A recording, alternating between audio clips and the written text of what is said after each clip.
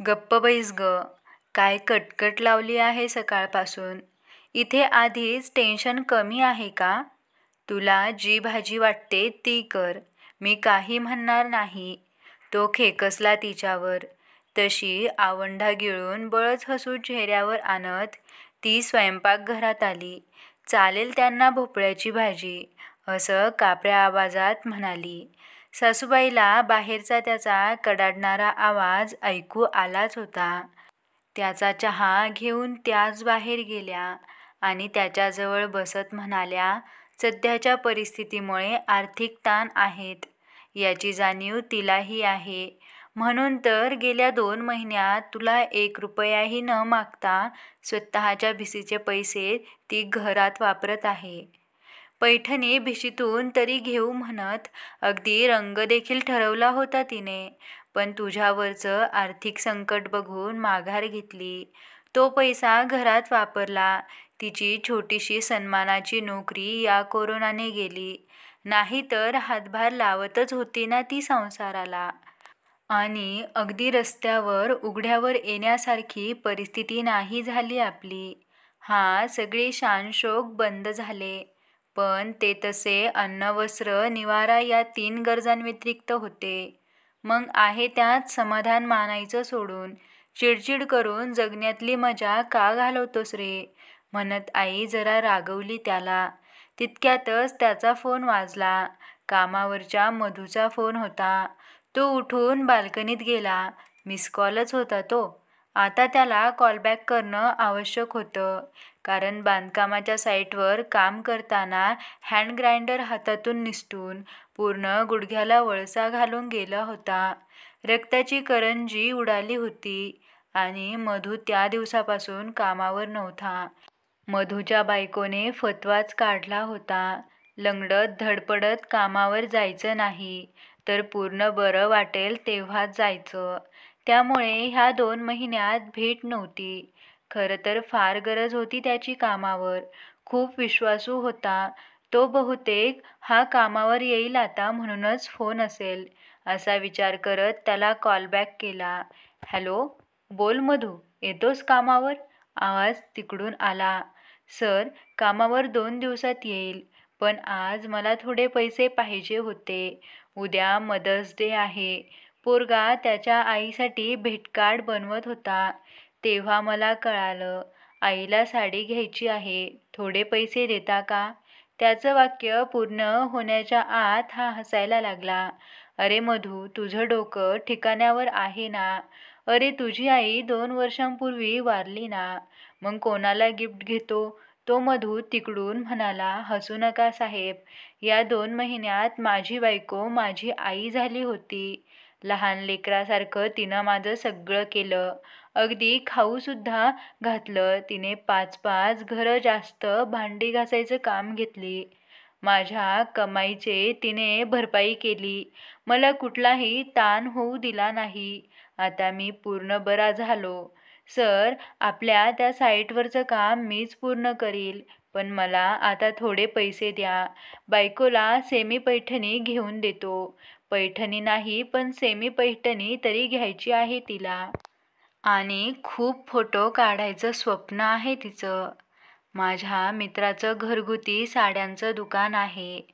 तो म्हणाला, तू ये, मी देतो तुला एक छानशी साडी. साहेब, मला 3,000 द्या.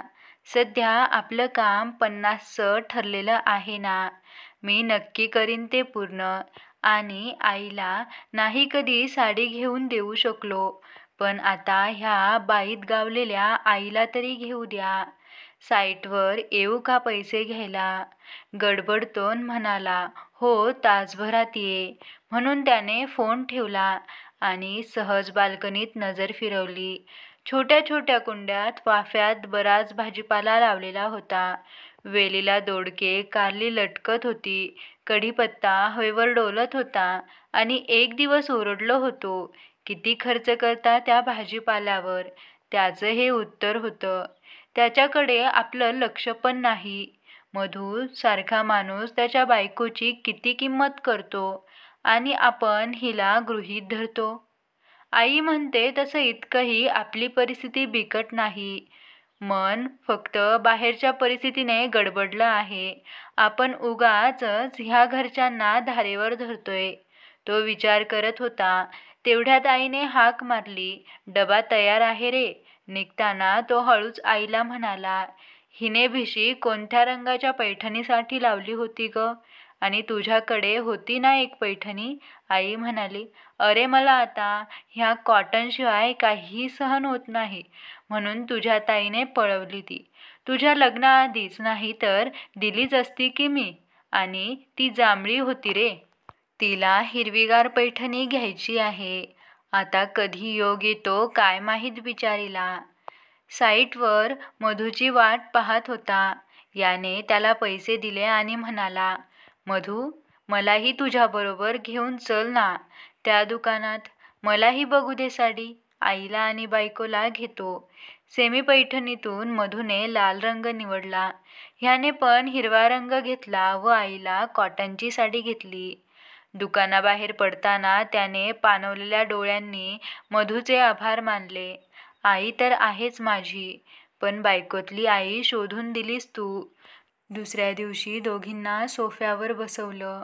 औक्षण करून त्यांच्या डोक्यावर फुलं टाकत म्हणाला, हॅपी मदर्स डे. मला माहीत आहे आई, तुला ही पाश्चिमात्य पद्धत आवडत नाही. मनात तर प्रेम असतंच, पण मला वाटलं प्रेम व्यक्त करायला ठरवला एखादा दिवस तर काय हरकत आहे ना. आणि तोही आईसाठी आहे. सेलिब्रेशन घरात तर करतोय म्हणत. त्याने साड्या दोघींसमोर धरल्या. तिला तर खूपच आवडला तो हिरवा रंग. आईचे डोळे पाणवले. अरे, मला कशाला आणत बसला. त्याने आईला जवळ घेतलं. आई, सुनेसाठी मला समजवणारी ग्रेट आई आहेस तू. तुला तर पाहिजेच. आणि राणी सरकारची भिशी सगळा घरचा खर्च पेलते. ही तर छोटीशी भेट आहे, पण पुढच्या वेळी अगदी ओरिजिनल पैठणी घेईल मी तिला. आणि तेही मदर्स डेला. कारण बघ ना, ती बायको असली तरी मला मुलासारखं समजून तर पटकन सावरून धरलंय. तिने आपला अहंकार बाजूला सावरून, जी बाई नवऱ्याला प्रेम करू शकते ना आई, ती त्याची बायकोतली आई असते. आईने त्याच्या डोक्यावरून हात फिरवला. अरे, प्रत्येक स्त्रीमध्येच हे आई पण असतं रे.